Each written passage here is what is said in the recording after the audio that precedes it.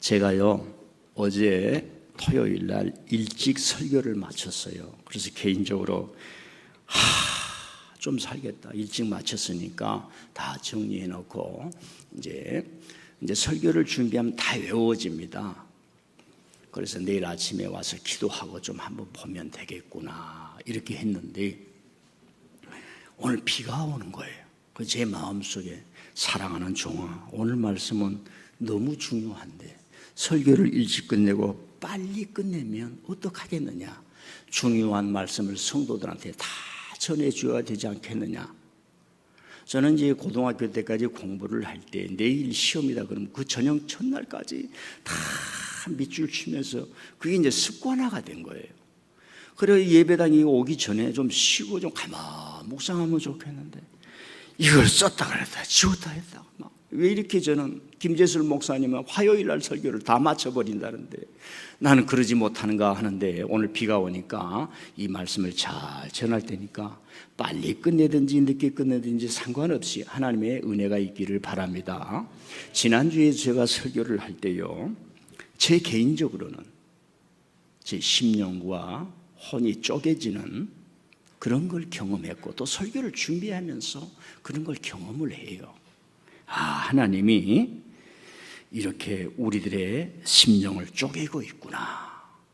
지난주 시간에 여러분들이 그걸 느끼고 하나님으로부터 받으셨는지를 모르겠어요. 자, 오늘 설교에도 그런 부분이 있는데 제 개인적으로는 좀 느껴보시고 저건 하나님이 나에게 하신 말씀이구나, 이걸 좀 들어보시면, 그래서 심령과 골수가 쪼개지면 얼마나 좋을까 생각합니다. 오늘 말씀은 굉장히 어렵습니다.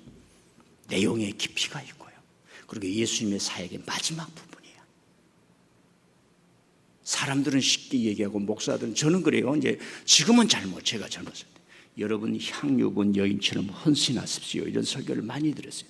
과연 그 말을, 이 메시지를 통해서 그 말씀인가? 성도들에게 희생을 얘기하는 것 자체가 메인 메시지인가? 오늘 설교를 들으면서 과연 그것이 옳은가? 여러분들 생각해 보시기를 바랍니다. 그리고 이 말씀에 깊이 들어가면 예수님이 우리의 심령을 망치로 때리면서 쪼개는 듯한 메시지가 있어요. 우리가 이거 살다 보면요, 너무 고집이 많아지고요, 아는 지식이 편견이 되고요, 내가 들었던 지식이 나를 망치게 인도하는 것이 많아요. 그런데 하나님의 말씀은 망치로 얼음짝을 깨뜨리듯이, 카프카라는 사람이 그랬어요. 책이란 뭐냐? 날카로운 도끼로 얼음장을 깨는 것이 책이라는 얘기. 글자를 읽지 말고 책에 있는 사상과 정신을 읽어라. 카프카가 그런 얘기를 했는데 그런 의미가 있어요. 자, 표를 한번 올려주세요. 오늘 말씀이 왜 이렇게 어려운가? 세 복음서에 나온 이야기입니다. 마태복음에는 베다니의 나병 환자 시몬의 집이라 이렇게 나옵니다. 마가복음에는 똑같이 나와요. 베다니, 나병 환자 시몬을. 근데 요한복음에는 장소를 말하는데 그냥 베다니라 이렇게 얘기합니다. 두 번째로 인물을 말하는데 향유를 부은 한 여자가, 그런데 요한복음에는 마리아가. 세 번째로는 예수님의 머리에 부었다. 마가복음은 머리에 부었다. 요한복음은 아니다, 발에 부었다. 이렇게 나온단 말이에요. 또 향유값은 마태복음 비싸다 이게. 계산할 수가 없다 이 말이에요. 그런데 마가복음에는 300데나리온이다. 요한복음에도 300데나리온이다. 이렇게 기록이 되어 있어요. 비난한 사람들이 그 여인을 비난했어요. 예수님을 비난했어요. 제자들이 마가복음에는 어떤 사람들이 여인을 비난했다. 그런데 요한복음에는 가룟 유다라고 명칭이 나오는 겁니다. 자, 그러면 예수님의 말씀이 있어요. 예수님의 말씀이 있는데 마태복음에는 내 장례를 위하여 했다. 내 장례를 미리 준비하게 했다. 요한복음에는 장례날을 준비하게 하기 위해 그것을 간직하라. 지금 향유를 부었지만은 다시 향유를 부을 날이 온다는 그런 의미가 있어요. 그리고 마지막에 선포하는 말씀이 마태와 마가복음에 이런 말씀이 있습니다. 복음이 전파되는 온 천하 어디서든지 이 여자가 행한 일도 말하여 그를 기억하게 하라. 사랑하는 성도 여러분, 믿음은 좋은 것입니다. 그러나 목사가 말한 대로 당장 믿지 마세요. 우리의 뇌라고 하는 것은, 우리의 신앙의 구조라고 하는 것은 그걸 다시 한번 생각하게 하고 의심하게 하고, 목사님 그 말씀이 무엇입니까? 저건 서론이기 때문에 제가 왜 틀리게 나오는가, 다르게 나오는가, 성경이 이렇게 다양하게 있구나. 그래서 여러분들이 어디 가서 공부를 합니다. 성경은 글자 하나하나가 하나님의 말씀이야. 성경을 있는 그대로 봐야 돼. 왜 마태는, 왜 마가 사도는, 왜 요한의 사도는, 그리고 우리로 하여금 뭘 알게 하는가, 이걸 알아야지. 저 사람은 저래, 저 사람은 저래, 우리가 판단하는 그 사람에게는 수천만 가지가 있어요. 제가 김주술 목사님하고 교제한 지가 벌써 20년이 넘습니다. 20년 이상이 넘은 친구가는 아니니까 우정이 있으니까 저를 사랑해주고 기도해주고, 신목사 목회는 이렇게 한 거야. 항상 저를 지혜를 주시고, 어떨 때는 조언도 해주시고, 어떨 때는 야단도 치시고, 그런 20년간의 기간이 있습니다. 그러나 제가 한 목사님을 판단할 수, 왜? 저분은 내가 판단한 건 한 가지라면 1000가지, 10,000가지 인생이에요. 왜 성경은 이렇게 할까? 자, 여기까지만 하시고 이제 넘어갈 테니까, 목사님 그거에 대해서 한번 알고 싶습니다 하면 제 사무실을 똑똑똑 문을 두드리면 이제 대화를 하면서 성경을 알아가는 거죠. 자, 두 번째로는 도대체 이 장면이 뭘까? 이 향유를 부은 사건 속에 담겨 있는 것이 무엇일까? 이제 하나씩 찾아가 보겠습니다. 첫 번째로는 향유를 부은 여인은 인생을 진실하게 살아왔다는 거예요. 성경에는 그 향유값이 300데나리오이라 그러고 비싼 값이라고 이렇게 나와 있습니다. 그러면 이 여인은 가난한 여인이에요. 베다니는 가난한 동네입니다. 제가 80년대 한국에 왔을 때 서울에는 가난한 동네가 신림동, 약수동 그 산에, 주소도 없는 곳에 동네에서 공중 화장실이 한두 개가 있는 곳, 그게 대한민국이었어요. 그 방송실에서 첫 번째 단락을 올려줘야죠. 어떻게 이 여인은 향유를 모았을까? 여러분요, 이 여인은 가난하게 해서 하나씩 올려줘야 되는데, 다 내리고 하나씩 내려 미리 줘버리면 어떻게 설교를 이끌어가요? 미안해요.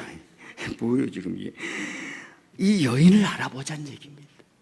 우리가 질문하는 거예요. 여러분, 성경을 볼 때 두 가지가 나타나야 됩니다. 하나님이 보이고 사람이 보아야 돼요. 근데 제가 생각할 때는 너무나 하나님만 보이게 하니까 하나님도 안 보이고 사람이 안 보이는 우리 성도들이 이상한 길로 가고 있는 거예요. 내가 이 사람을 만나면 이 사람의 인격을 보고 눈물을 보고 삶을 이해해야 되는데, 사람을 창사 속으로 하고 이 사람이 나에게 도움이 되냐 안 되냐. 사랑이 없어졌고 우정이 없어졌어요. 지금 친구가 없어지고 있습니다.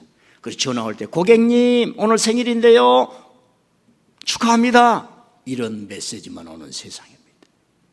그럴수록 교회 성도들은 성경을 볼 때 하나님을 보고 사람을 느껴야 되는 거예요. 사람을.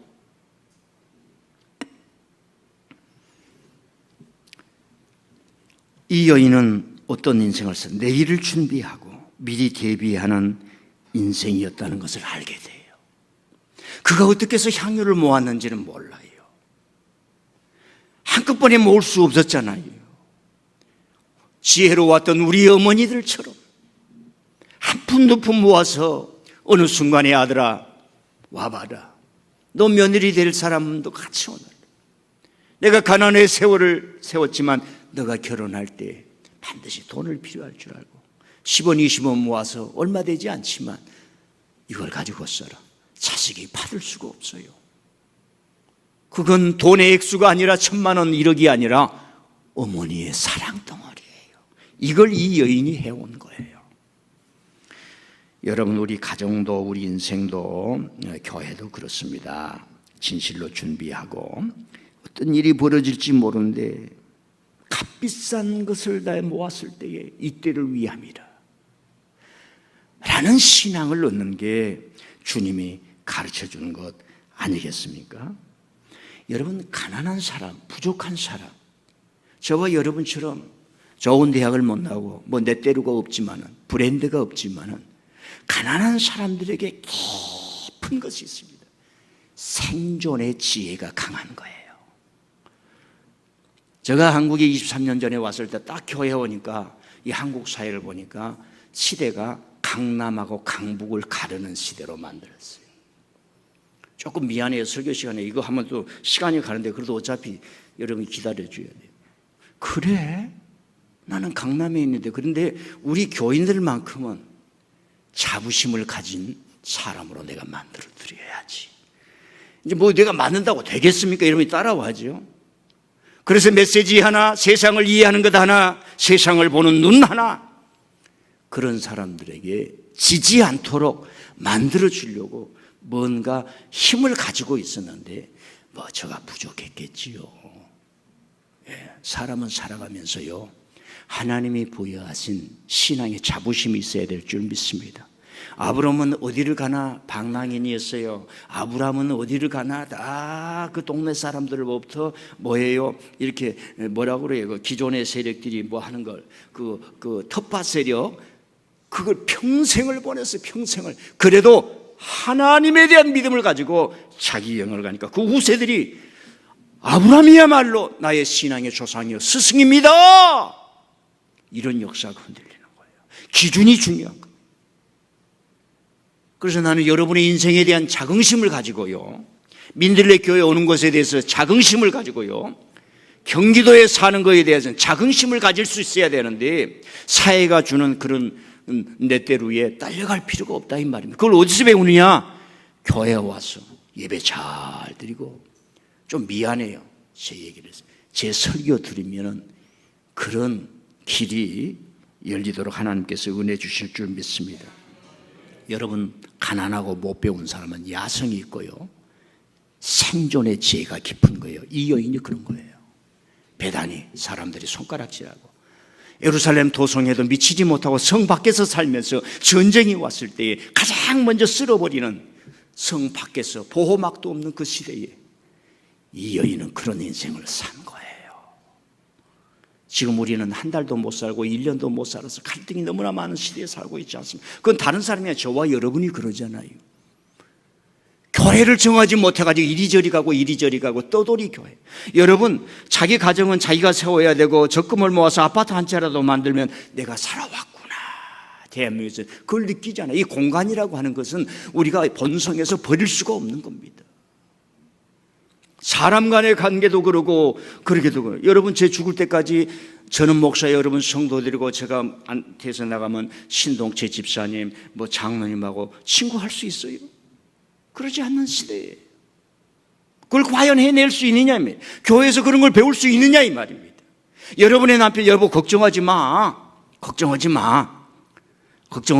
내게 여성성이 없으면 그냥 이렇게 화면이라 보고 여성성을 느끼고 내가 당신을 붙들어 줄 거야. 오빠, 그럴 자신 있어요? 당신은 마야 나의 든든한 내 아빠 같은 분이야. 그러니까 남성들이요, 여성을, 아내를 살라가면 여성 연구하면 안 돼. 여성의 아버지를 연구를 해요. 그분이 뭘 좋아했는지 뭘 했는지.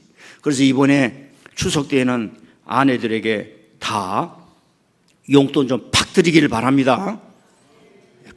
안 되면 크레딧 카드 써버려요. 그래서 우리 여성들이 이번에 추석 때 목사님 설교 잘해주셔서 감사합니다. 내년에도 꼭 해주세요. 아니, 이 명절날에는 그런 거예요. 향유를 좀 부어요. 여보, 이리 와. 머리에 부을까 발에 부을까? 그래서 봉투 딱 넣어가지고 있든 없든 주면요, 두세 배로 다시 받을 줄 믿습니다. 두 번째로 우리가 이 말씀 속에서 알 수 있는 것은 제자들 간에 굉장한 갈등과 분노가 있었던 거예요. 여인이 남자인 예수님의 머리에 아니면 발에 향유를 붓고 머리털로 닦았다는 거 이해할 수 있겠습니까? 이게 그를 이해하지 말고 저와 여러분이 그 자리에 있었다고 그래 봤어요. 그 자리에 있었다고 그래 봤어요. 교인들을 보면 우리 교회는 안 그러는데요. 다른 교회 가면은요, 어떤 분이 와가지고 목사님의 은혜를 받았어요. 뭐 남성이든지 여성이든지 뭔가 좀 잘해보려고 하면은 그걸 못 봐가지고 손가락질하고 교회가 깨진 데가 많이 있어요. 그걸 좀 기다리고 봐요. 사랑도 불이 좀 줄어들면은 좋아지는 거예요. 여러분, 제자들이 그걸 못 봤습니다. 그리고 예수님과 함께 살아왔던 그 제자들이 볼 때 예수님은 우리에게 항상 검소한 것을 가르쳤고, 장례식에 먼저 갈 것이며 우는 사람을 먼저 찾아가라고 그러고, 그리고 예수님은 고기 먹을 것 채식 먹으면서 그렇게 검소하고 가난한 생활을 해왔는데 지금 이게 뭐냐 이겁니다. 값으로 칠 수 없는 그 향유를 부으는 것이 왜 이렇게 낭비하고 있느냐? 제자들이 분노한 거예요. 여러분은 지금 저와 여러분의 머릿속에 꽉 잣대가 그려진, 캐논이 그려진 게 뭐냐면 예수님은 무조건 옳다, 이런 사상이 있는 거예요. 그러지 맙시다. 저와 여러분이 그 예수님에게 있으면, 예? 그 옳아요, 그래요. 이제 재밌는 얘기, 재밌는. 제가 우리 교회 하면서 이렇게 저 미국에서 3천만 원어치 그림을 사가지고 여자들 화장실 지하부터 다 했어요. 이제 알지요, 제가 이 사람들의 관념. 그때 얼마나 어려웠습니까? 지금 은행에 빚은, 그러니까 목사님이 말이야 속으로서 내가 이제 들려오는 거예요. 저렇게 자는데 김 집사, 이 집사, 박 집사 모여가지고 목사님 말이야 건축비도 지금 있는데 무슨 그림을 다 들려오는 거야 이게. 괜찮아요. 근데 지금 보니까 사람들이 와서 그러는 거야. 야, 이 교회는 말이야 구석구석이 사람의 정성이 안 가는 곳이었구나. 아따, 이럴 때는 좀 속으로 아멘 좀 하시오. 느끼는 거예요. 여러분, 제자들이 분노하는 거 옳아요. 그런데 예수님이 너희들을 옳지 않다고 하는 거예요. 이게 우리가 독자, 성도로서 성경을 볼 때 갈등이에요. 이 갈등을 풀어야 돼요. 여러분, 추석이 됐어요. 아내가 돈을 좀 모아가지고 남편 몰래 친정에 좀 보냈어요. 그게 발각이 됐네. 아이, 장모님이, 어이 김사방, 어떻게 해서 이렇게 돈을 다 보냈어? 보냈어요? 알고 보니까 아내가 몰래 보낸 거예요. 한번 따라합시다. 잘했어. 우리 어렸을 때 잘했군, 잘했어, 병아리 잡아 먹어도 잘했어, 그런 노래가 있어요. 그래도 여러분요, 남편 시부모님은 아내가 챙겨야 돼. 장모님 가정은 아내 가정은 남편이 챙겨야 돼. 우리 교인들은 그렇게 하시길 바랍니다. 여보, 어떻게 했으면 좋겠어? 그래야 되는 겁니다. 남편이 아내한테 여보, 시부모님도 이번 챙겨야지, 그러면 아내가 오해할 수가 있어요. 사람이에요, 이게 사람.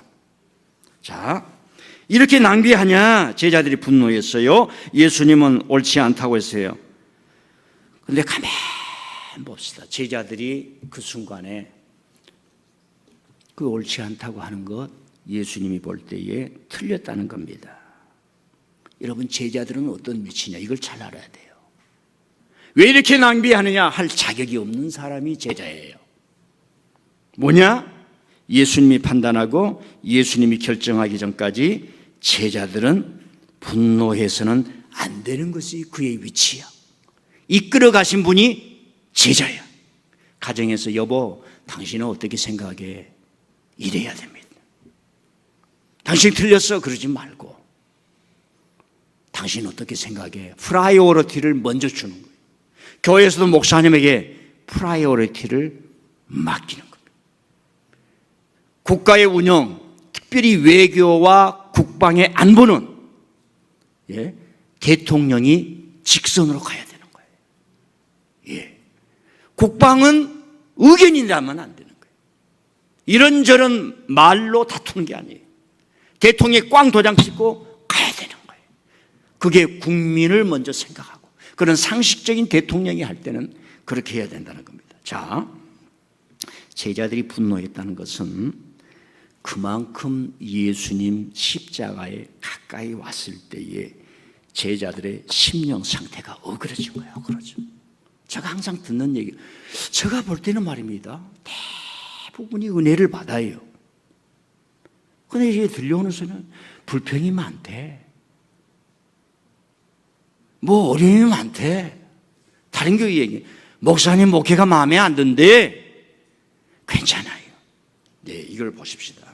지금 예수님 십자가 배단이 겟세마네 동산에 올 때까지 제자들이 어그러져 버렸어. 심령들이 어그러졌어요.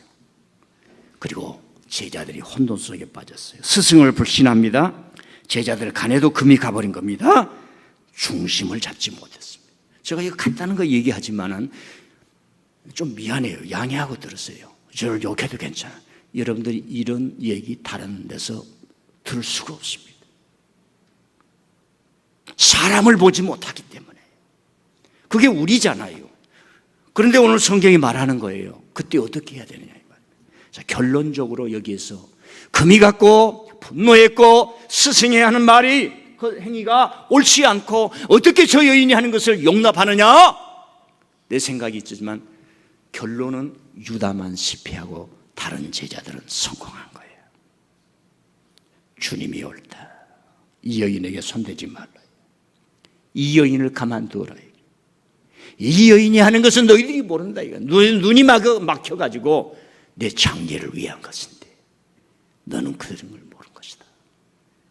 주님이 옳다라고 하는 것을 제자들이 알고 가룟 유다만 실패하고 여러분 다른 제자들은 성공한 거예요. 믿음을 다시 붙들고 목표를 바라보며 처음 맹세하고 약속했던 것을 붙잡는 것. 여러분 결혼할 때 약속하는 것을 다시 붙잡아야 길이 열리는 거예요. 최고의 보험은 부부라고 하잖아요. 귀 있는 자는 들을지어다. 혼돈 속에서 주님을 붙들었으니까. 여러분 어느 회사 가면요, 회사 갈 때 그러잖아요. 이야 사장님 감사합니다. 여기서 1천만 원 모을 때까지 떠나지 않아요. 그럼 떠나면 안 되는 거예요. 그 1천만 원 모을 때까지 회사가 어렵고 사장이 구사리를 줘도 자기 안에 정신력이 길러지는 거예요. 어떤 형편에서도 살아날 수 있고 생존할 수 있는 신앙의 정신력이 길러지는 거예요. 제자들이 3년 동안 예수님을 떠나지, 너희들도 떠나느냐? 너희들도 떠나느냐? 떠나라 이거야. 그런데 제자들이 안 떠나고 기다려서 유다만 실패하고 훗날 역사를 바꾸는 초대교회의 제자들이 되지 않습니까? 그러니까 우리가 회사를 가더라도요, 처음에 내가 이 회사에 내가 1,000만 원 먹을 때까지 열심히 하리라 그러면 어떤 어려움이 와도 떠나지 말아요. 여러분 사장님들은요 아이디어가 있어요. 오늘 지금 회사가 안 돼도요, 회사를 운영하는 마인드가 되어 있기 때문에 어떤 조건만 오면은 한 3년 지나면은 반드시 다시 회사를 일굽니다. 별로 아멘이 없네요. 그래서 이 사람들에게 예수님께서 선물을 줬어요. 끝까지 남고 끝까지 잡고 그들이 겟세마네 동산 이 베다니에서 가슴이 찢어지고 서로 분노하고 서로 갈등을 느끼고 이 조직이 다 깨져버렸는데 주님이 여자에게 한 말씀을 듣고 다시 모았어요. 다시 목표를 잡았어요. 내가 다시 민들레 교회 다니리라. 왔다 갔다 이 신앙이 뭐냐? 이제는 신앙의 뿌리를 내리라. 이것이 찬밥을 먹든 보리밥을 먹든 이곳에서 내 인생의 결정적인 것을 보리라. 이 신앙을 잡았던 자들에게 너희에게 성령이 임할 것이다. 아무도 경험해 보지 못해. 예루살렘 성전에 있던 유대인들, 사제들, 제사장들 그 세계를 만나보지 못했어요. 너희들에게 성령이 임할 것이다. 그리고요, 예수님이 최고의 인증샷을 날립니다. 세상 끝날까지 내가 너희와 함께 할 것이며 나는 너희들을 나를 증거하는 증인으로 삼겠다 이 말입니다.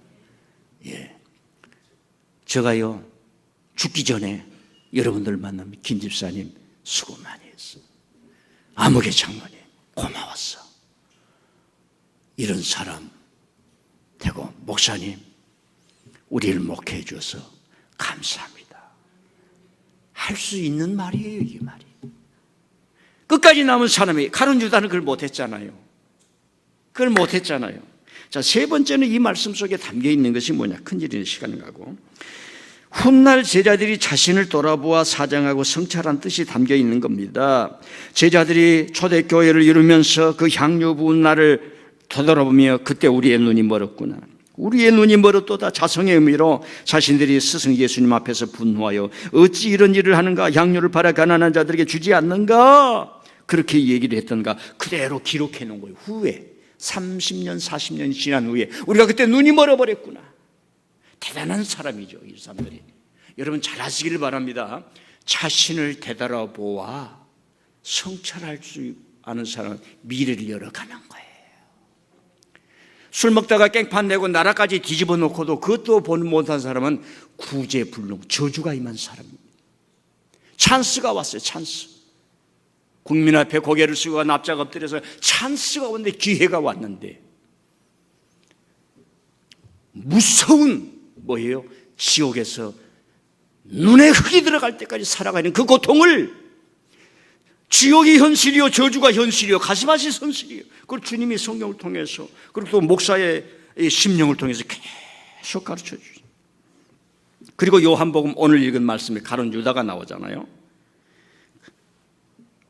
40년이 지난 이후에 보는 거예요. 그때 스위치를 올렸던 사람이 누구냐? 예수님이 잘못했어, 스승이 잘못했어. 스승이 판단하기 전에, 말하기 전에 가만히 있는 게 제자예요. 예수님 어떻게 생각하십니까? 이렇게 하는 게 제자의 직분이란 말입니다. 그런데 왜 이걸 가난한 자에게 팔지 않느냐, 이 말은 여인에게 하는 말이 아니에요. 여인을 빙자해서 지금 스승을 달라들고 있는 거예요. 그때 당시 스승이나 예수님의 제자들은 나이가 비슷했어요. 예.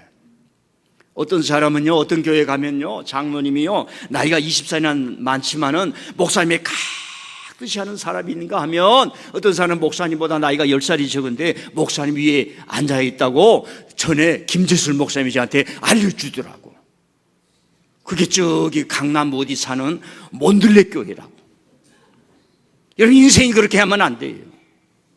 남편이 높냐 낮냐를 아니에요. 프라이오리티를 두고, 당신이 우리 교회 집안의 기둥이니까 당신 해. 내가 조금 나는 한 단계 낮을게. 그러면 얼마나 좋아요. 근데 요한복음 지금 말하는 거, 그때 그 불평의 스위치를 올린 자가 누구냐 이 말이에요. 그 분위기를 다 불로 만들어버린 거예요. 오늘 가룟 유다라고 나오죠. 가룟 유다가 핏대를 세우며 스승 앞에서, 여인 앞에서 난동을 부렸었지라고 하는 성찰이 들어있다는 얘기입니다. 가룟 유다는 이때다 싶어 여인을 공격함으로 스승을 면박주고 공격했던 모습이 제 눈에는 쫙 보여준 거예요. 여러분 부모님 면박주면 안 돼요. 저는 부모님이 안 계신데 지금도 생각하면 눈물이 나고, 우리 안 사람이 여보 왜 아버지 길마다 당신은 예배도 안 드리고 사진도 안 걸어놓냐고 이번에 그러더라고. 그러니까 그게 죄스러운 거예요. 죄스러워. 마지막에 우리 아버지가 예수님 믿고 갔던 그 교회의 수고를 내가 알고 그런 거예요. 여러분 용서받을 수 없고 돌이킬 수 없는 하극상을 가룟 유다가 저지른 거예요. 우리 장로님은 잘 아시길 바랍니다. 교우들 잘 지도해야 돼요. 불평하는 사람 데려다가 그거 교회에서 하는 짓이 아니야. 너의 인격이 어디 있으며 너의 매너가 어디 있으며. 한국 교회가요 무슨 뭐 깃발 들고 뭐 이래저래 악 쓰는 것이 아니에요. 우리 교회 장로님들은 정말 헌신하신 분들, 여러분들은 집사들 모셔와서 그렇게 신앙생활을 안 되려 꾸중할 수 있는 자격이 있어요. 여러분들, 제가 항상 얘기를 했죠. 교회가 은혜로운 교회가 되려면 은혜 받았다는 사람이 모이면 안 돼요. 질서, 매너, 질서, 영적인 질서. 우리는 경찰이 없어요. 너 이래라 주먹 들고 하는 사람이 없어요. 자발적이고 은혜로운. 네 번째는요, 이 여인은 남정네들 앞에서 쑥대밭이 되어버렸습니다. 이제 저를 보세요. 이 여인 지금 있어요. 지금 제자들께 심령이 다 깨어져 버렸어요. 왜 비싼 값에 안 파느냐 이 말이에요. 그런데 여자가 뭘 하겠어요? 거기서 여러분이 여자라면, 우리 남성들 오늘 여자가 한번 돼보세요. 아니마 아니무스 다 남성들 그 자리에 있었어요. 향유를 부었는데 여인이 그 자리에서 울었지 않겠습니까? 그때는 여자는 오늘처럼 여성처럼 이렇게 자신감이 있거나 인권이 있는 시대가 내가 이 향유를 부었어. 주님이 어떻게 제자들에게 손가락질을 받고 비난을 받고 저 유다로 하여금 주님의 심정에 지금 못질을 하고 있는 것을 내가 만들었을까? 그 울음소리가 안 들리는 거 저는 들리는 거예요. 이 말씀 속에서 지금 예수님이 어떻게 했습니까? 나사로 살렸다고 유대인들이 날짜 잡아가지고 죽이려고 현상 모집을 하지 않습니까? 현상 공모를. 그런 장면이라고요.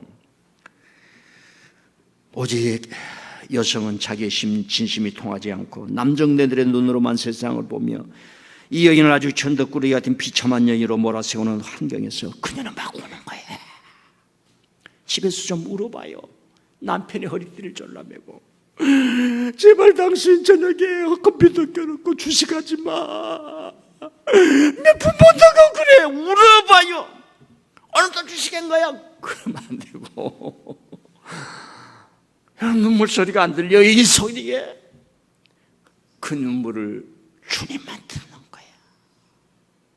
향유 부은 게 중요한 게 아니야. 너희들은 이 여인에게 손가락질할 자격이 없어.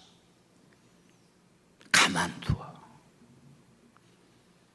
이 여인은 향유를 부은 게 아니라 내 죽음을 아는 거야. 2주 전에 제가 어느 목사님 만났어요. 큰 교회를 성남에서 하고 계신 분인데 폐암 수술을 했어. 폐암 수술. 그래가지고 주일날 이제 월요일날 입원해서 한 며칠 있다가 검사 받고 이제 폐암 수술을 했대요. 뭐예요? 광고를 했대. 교인들이 많이 모이는데 그분 하는 게 뭐 교인들이 덤덤하더라고. 야, 그럴 수도 있지요. 어머니 아팠다 그러면 쇼라도 엄마 죽으면 안 돼. 엄마 죽으면 안 돼. 엄마 내가 성공해서 호강해야 되는데. 한번 따라합시다. 죄송해요. 따라하라서. 여보 죽으면 안 돼. 진짜로. 속으로는 빨리 죽어야 보험금 얻는데 그러지 마시고 눈물이 있어야 돼. 그래서 애통하는 자는 복이 있다고 그랬어요.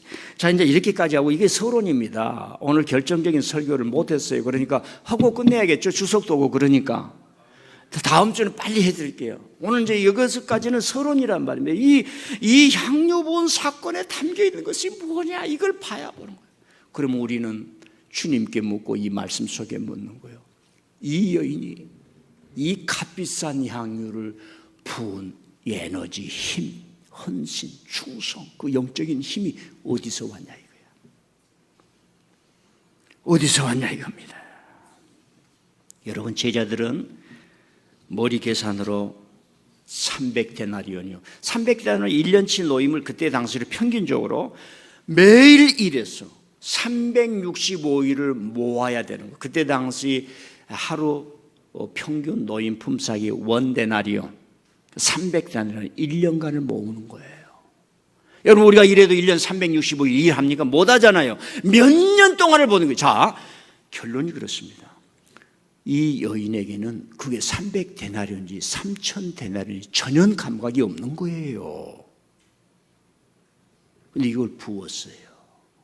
300데나리온이라는 것은 머리 좋고 계산하기 좋아하고 지금 여인을 비난하고 싶고 예수님을 비난하고 싶은 그런 사람들이.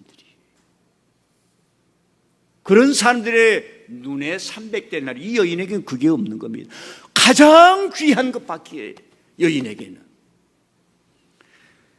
저는 이걸 답이라기보다는 여러분들에게 알려주고 싶지 않아요.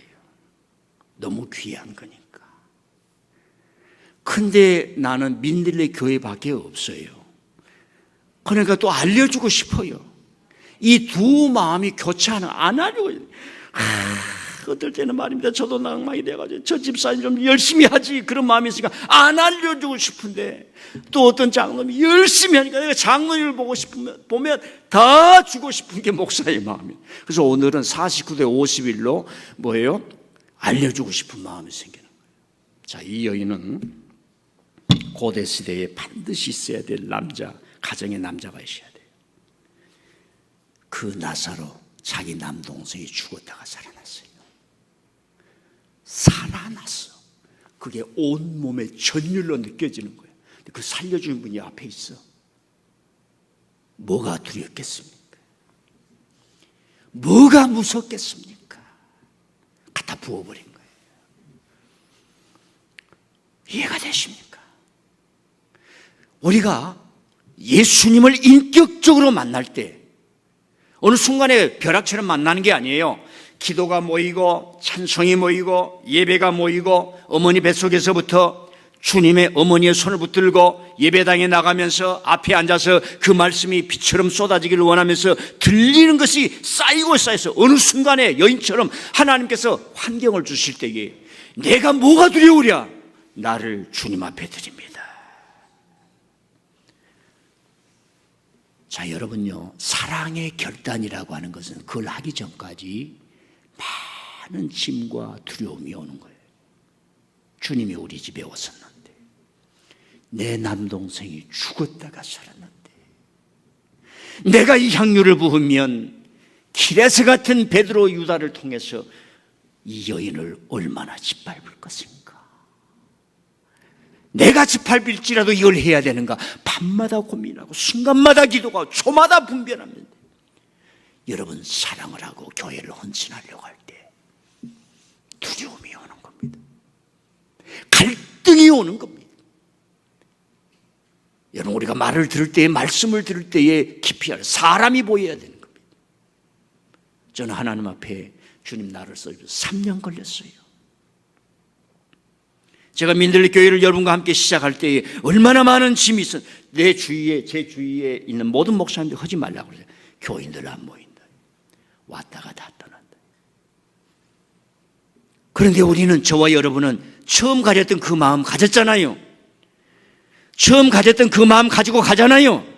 가룟 유다는 실패했지만 베드로와 그 제자들은 그때 당시 갈라지고 깨지고 엎어졌던 그 마음이 주님의 말씀, 성령을 주실 것이다. 이 여인 건드리지만 가만두어라. 그 말씀 붙들었잖아요. 그 여기까지 오잖아요. 이제 중단할 수 없잖아요. 주일날 잘 오셔야 되잖아요. 토요일날 새벽에 만나야 되잖아요. 귀 있는 자는 들을지어다. 이럴 때 아멘 하는 거예요. 아멘은 훈련하는 게 아니라.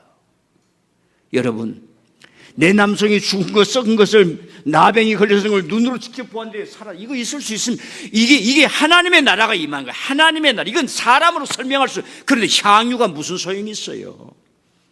사랑의 결단입니다. 사랑의 결단을 하고 났으니, 부어버렸으니 가룟 유다가 손가락질해도 그녀의 가슴을 찌를 수가 없는 거예요.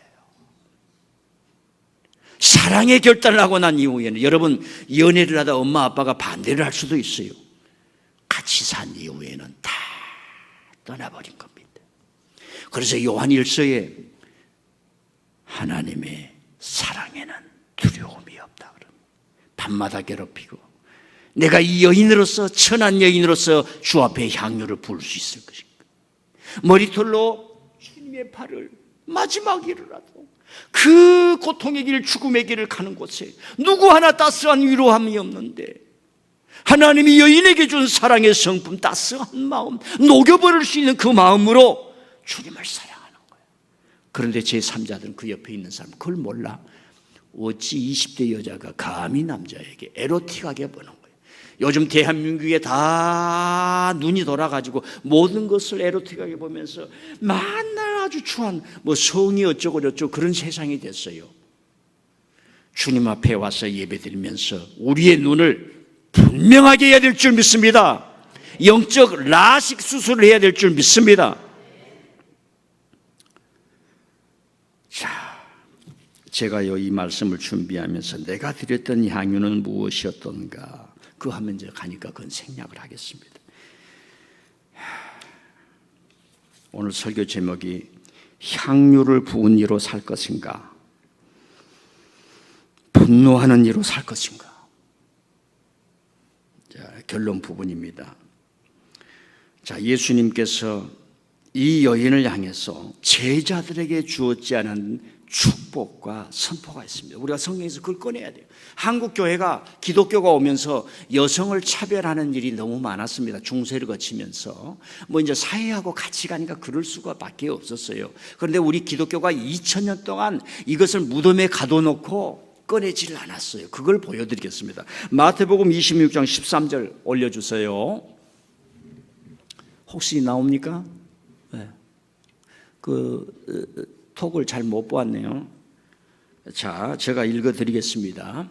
마태복음 26장 13절 집에 가서 한번 복음이 전파되는 온 천하에 한번 읽어봅시다. 시작. 내가 진실로 너희에게 이르노니 온 천하에 어디서든지 이 복음이 전파되는 곳에서는 이 여자가 행한 일도 말하여 그를 기억하리라 하시니라. 여러분, 초대교회가 저걸 간직한 거예요. 초대교회가, 베드로가, 그 주님의 종들이 저걸 얼마나, 이건 제자들에게도 주지 않는 거예요. 그래서 기독교는 여인이 소중하다 말하는 겁니다. 여인에게는. 그리고 저 장면은 예수님의, 사람이 어떻게 살았는지 그 죽음의 현장에 예수님이 지금 얼마나 두려움과 공포 속에 있습니까? 그걸 위로한 거예요. 여러분, 하나님은 사람을 통해서 위로하신 줄 믿습니다. 저게 결론이에요. 그래도 좀 살을 붙입니다. 여러분, 베다니는 향유 사건으로 인하여 예루살렘 성전을 능가한 성소 제단이 된 거예요. 이걸 잘 들어야 돼요. 여러분, 민들레 교회에서만 이 말씀을 들을 수 있습니다. 여러분들이 저를 욕해도 괜찮아요. 베다니는 하나님의 성소가 되는, 왜 그러느냐? 예수님의 장례가 이루어져서 어린 양 산 제물을 장례를 치르는 곳이 베다니가 되었어요. 가장 작고 가장 가난한 이들이 살았던, 그리고 도시 예루살렘에서 밀려난 그곳에서 예수님의 사랑이 나사로 가정에 드려졌고 여인 역시 주님께 가장 최고의 사랑을 드리는 하나님의 성소, 제단이 된 것이에요. 베다니, 가장 가난한 곳, 그러나 진심 어린 사람들이 있었던 곳, 그래서 예수님의 사랑과 죽음이 있었던 거룩한 성소가 되는 거예요. 여러분의 베다니는 어디입니까? 지금 있는 여러분들이 있는 그곳, 그 직분, 그 인생, 그 자체가 베다니입니다.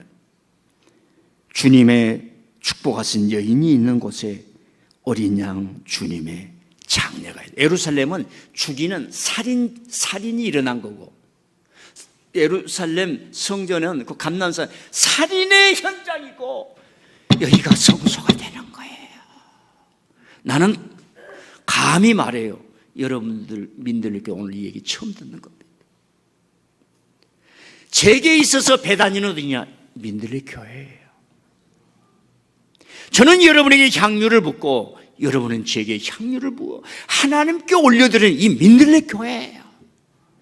이 말씀에 여러분의 심령이 적셔지든 쪼개지든, 우리 은혜는 뇌를 가져 인식의 폭이 열려지기를 바랍니다. 아니, 목사님 잘 모르겠는데요. 제 설교 다시 들었어요. 길이 없어요. 하나님이 저를 사용할 때도 다 농도 차이가 있습니다. 어릴 때는 집에 가서 한번 해주시길 바랍니다. 여러분이 있는 그곳, 베다니를 만들어가는 그곳에 성령의 역사가 있기를 바랍니다. 힘듭니까? 가난합니까? 가룟 유다의 손가락질 있습니까? 가슴이 찢어집니까? 그것이 베다니예요. 마지막으로 제가요, 놀라운 일을 경험해요. 아무것도 아니지만 저로서는 목회를 하다 보면 하나님이 행하신 일이 너무 그냥 제가 이 향유를 부은 사건 얘기를 하잖아요. 아주 가난한 분이 이번 주에 찾아온 거예요. 목사님, 제가 이렇게 아름다운 예배당에서 늘 예배를 드리는데 건축할 때 동참하지 못했어요. 제 형편 주님, 목사님 아시지요? 그러면서 이번 주에 1천만 원을 건축업무로 드립니다. 아니, 돈 없잖아. 그래서 제가 세 가지로 놀라는 거예요. 세 가지로. 첫째는 그분은 드릴 만한 여력이 없는 분은, 제가 그 사람을 무시한 건 아닙니다. 그분에게 1천만 원은 조금 저와 여러분 같은 1억에 해당하는 분이에요. 두 번째, 어떻게 이분이 향유를 부은 설교를 한 날 하나님께서 이 여인을 결단하게 하셨을까? 저는 그렇게 생각을 합니다. 세 번째, 어때 건축할 때는 푼도 없이 있다가 올해 이분이 처음으로 우리 교회 건축원금 하는 거예요. 제가 건축원금 얘기를 하지 않잖아요. 어찌 이때 하나님께서 이 여인을 보내주셨어요. 이 목회에. 여러분요, 하나님은요 무슨 태평양처럼 그렇게 은혜를 주시는 믿음의 분량에 따라 많은 사람들 하나하나 여러분 20대에 막 돈을 쌓아놓을 수 있도록 잘 되게 하지 않습니다. 그건 세상이에요. 다 망했습니다. 그 이상의 재미가 올 수가 없으니까 다 마약하고. 머스크는 말입니다. 차 팔아먹어가지고 돈이 전 세계에서 제일 많다니 돌아다니면서 이놈이 말입니다. 극우 선전하고 다니는 거예요. 히틀러처럼. 모르겠어요. 여러분 결단이면 제 생각은 테슬라 차 다 불태워버리세요. 그거 하나 불태우지 못해요? 우리 신문 한번 내고. 이번에 콜롬비아 대통령이 유엔에 가가지고 미국 말이야. 남의 등이나 쳐먹는 미국 말이야. 미국이 나쁜 나라는 아니에요. 좋은 일을 하라고 그렇게. 그런 배포가 있으니까 이 지구가 사는 거예요. 사랑하는 성도, 저는 놀라는 거예요. 어떻게 이 시기에 이때에 하나님이 이 여인을 통해서 하신가. 사랑하는 성도 여러분, 주님이 일하신다. 주님이 일하신다. 주님이 일하신다. 주님이 일하신다. 꼭 믿고 여러분, 하나님은 여러분 지금 이대로 이 모습대로 절대로 놔두지 않습니다. 창세기 1장의 축복을 주시고 아브라함의 축복을 주시고 모세의 축복을 주시고 베드로의 축복을 하나님이 계획하고 계세요. 그걸 꼭 믿고 예비하며 사랑받기를 바랍니다.